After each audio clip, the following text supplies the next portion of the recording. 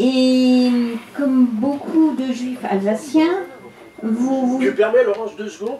C'était simplement pour dire que tu as fait par rang d'âge.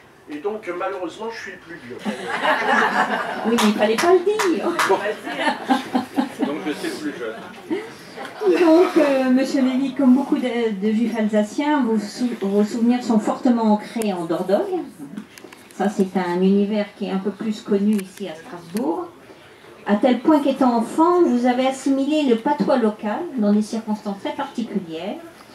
Et donc, en tant que jeune enfant séparé de sa famille. Donc, si vous pouvez nous raconter en 10 minutes le début de l'histoire. Écoutez, je vais essayer. Je pense que ce sera beaucoup moins captivant.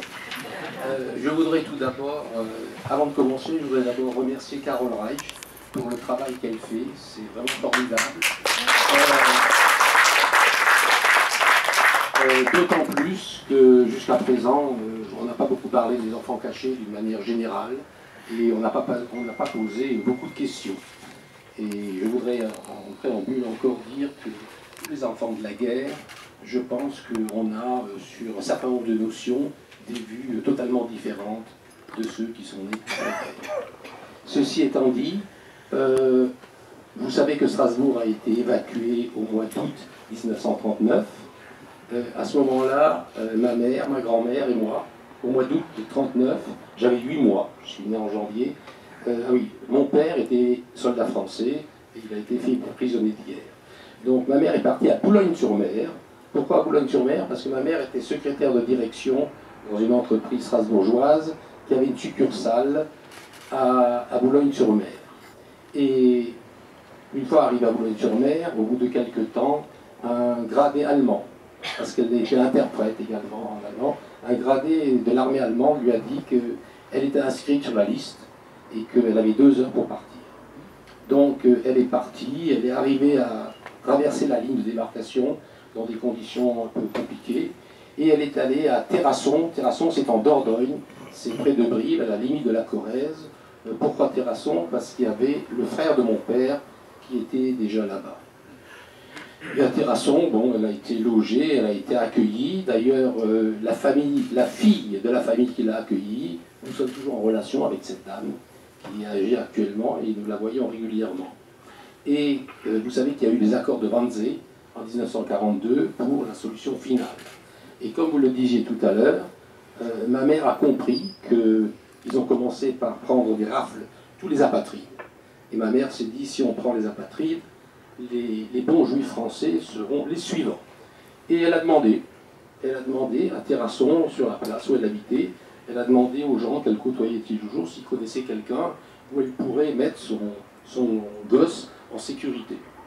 Et il y avait 2 dames, 2 sages-femmes. J'ai appris par la suite qu'elles étaient des résistantes, qu'elles étaient au Parti communiste et tout ça, qui lui ont dit oui, on connaît une famille à Pomport. Alors Pomport, pour vous le situer, c'est dans les coteaux du Mont Basillac, c'est à 13 km au sud de Bergerac. On a dit oui. Alors en janvier 1942, une de ces dames m'a emmené, on t'emmène chez ton oncle et chez ta tante.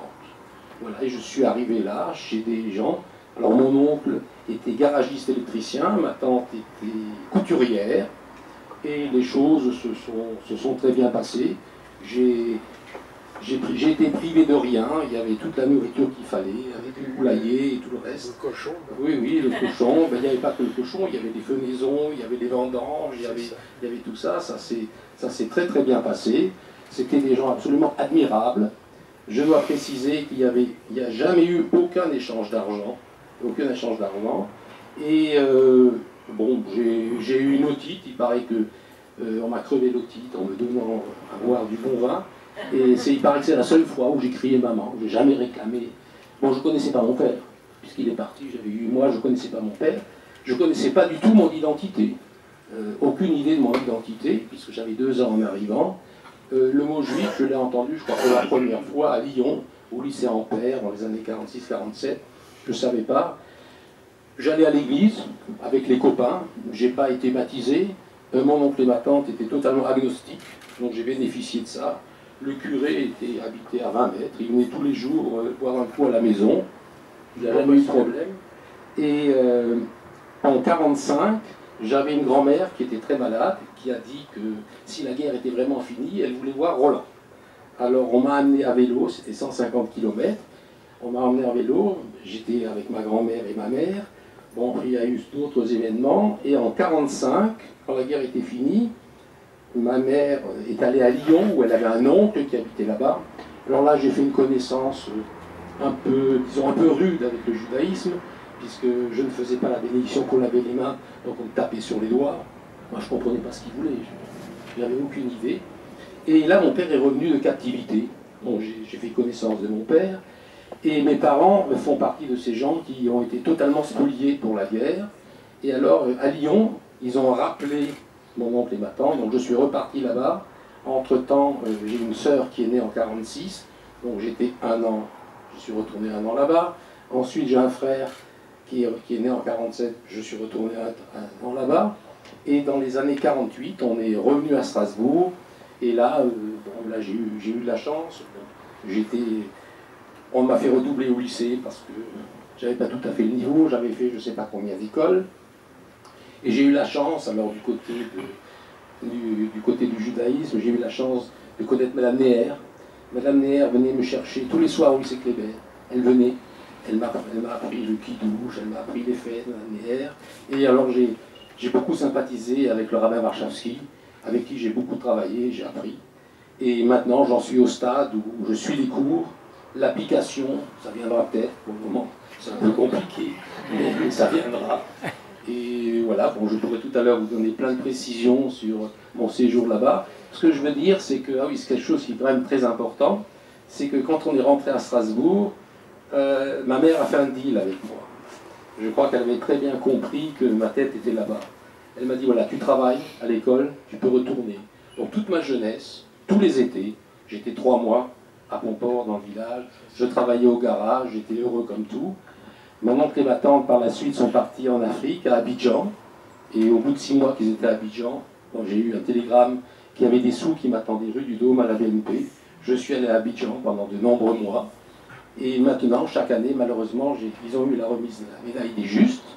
Et chaque année, je retourne dans mon village. Et comme dirait ma femme, ça fait 56 ans qu'elle va à Pomport tous les ans.